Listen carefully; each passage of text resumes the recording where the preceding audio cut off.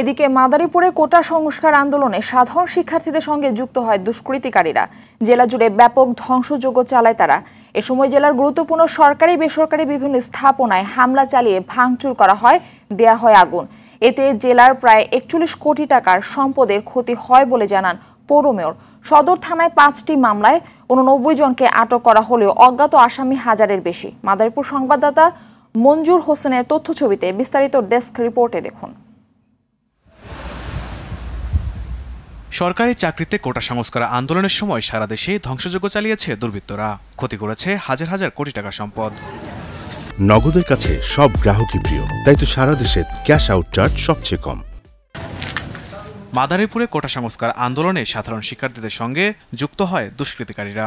আন্দোলনকারী শিক্ষার্থী, ছাত্রলীগ ও পুলিশের দফায় দফায় সংঘর্ষে রণক্ষেত্রে পরিণত হয় পুরো এলাকা। এ সময় কিছু দুষ্কৃতিকারী সরকারি অফিস সহ বিভিন্ন স্থাপনায় ভাঙচুর চালায়। জেলা প্রশাসকের কার্যালয়, পুলিশ সুপারের কার্যালয়, এলজিইডি নির্বাহী প্রকৌশলীর বাসভবন ও জেলা আওয়ামী লীগের অফিস সহ বিভিন্ন স্থাপনা ভাঙচুর চালায়, আগুন দেয় বিভিন্ন গুরুত্বপূর্ণ স্থাপনায়।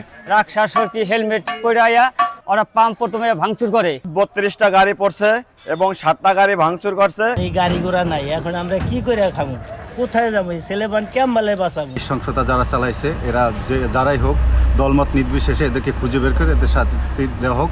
এই ঘটনায় জেলার প্রায় ৪১ কোটি টাকার সম্পদের ক্ষতি হয় বলে জানায় পৌর মেয়র। সব মিলে প্রায় 40 কোটি টাকার সম্পদহানির মধ্যে দিয়ে মাদারীপুরে যে সন্ত্রাস নৈরাজ্য সৃষ্টি করেছেন, আমরা চাই অচিরেই এটা শিকড় থেকে তুলে এদের জরুরি আইনে বিচারের মাধ্যমে এই এলাকার মানুষ শান্তি চায়।